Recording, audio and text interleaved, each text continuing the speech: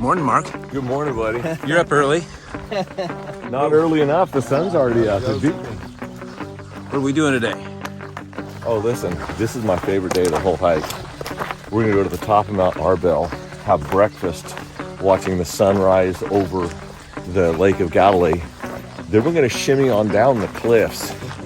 We'll get a 360 of that. Down to Magdala.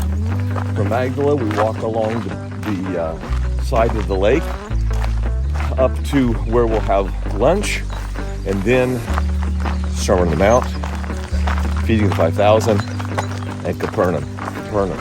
How about we end it with a boat ride on the lake? That's a good day.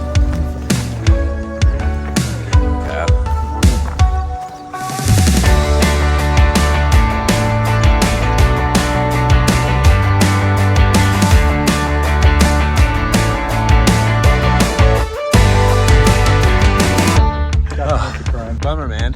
It's closed. Yeah. Dude, what are we to do? Oh, what? Oh.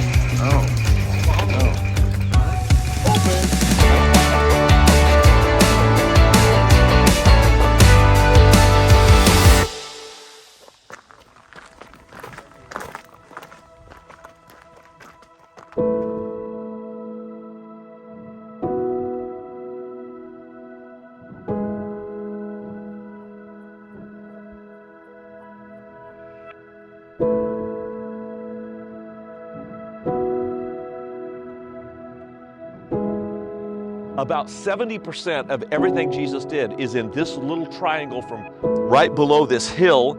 That's where we're staying tonight in Magdala, on up to Capernaum. Chorazim is just in the hills over there. That kind of triangle is where the bulk of his ministry took place.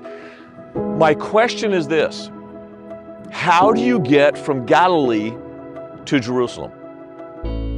Not physically, not the distance, but you've got a guy who's healing demons. He's healing diseases.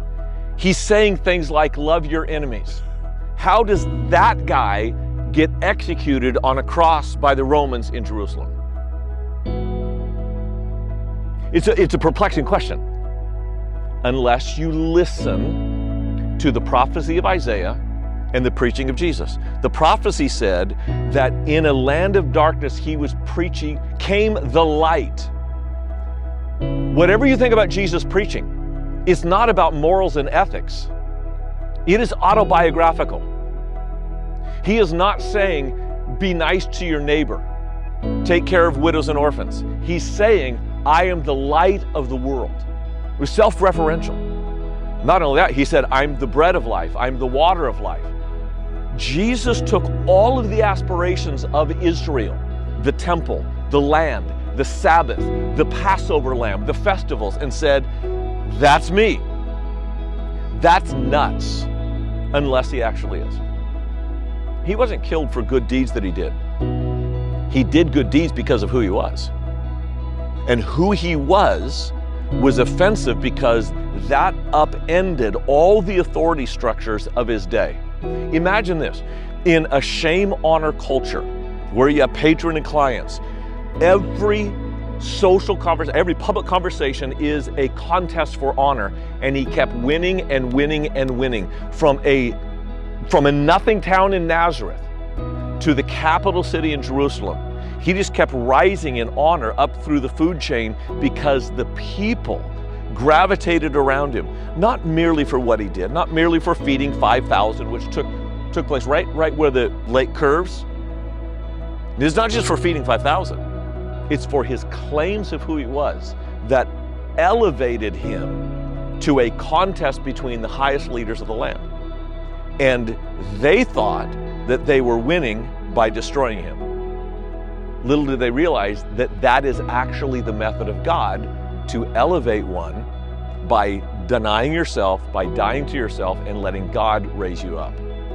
In short, the reason why Jesus went from Galilee to Jerusalem, from a healer to a savior, is because he laid his life down and let God and God alone elevate it. Now, my autobiographical story. This is a challenging place for me because I come in with some bit of expertise. I mean, that's why I'm leading the trip, because I can talk to you about stones and rocks and pillars and architecture and art and history. But here, there is no arrogance at Arbel,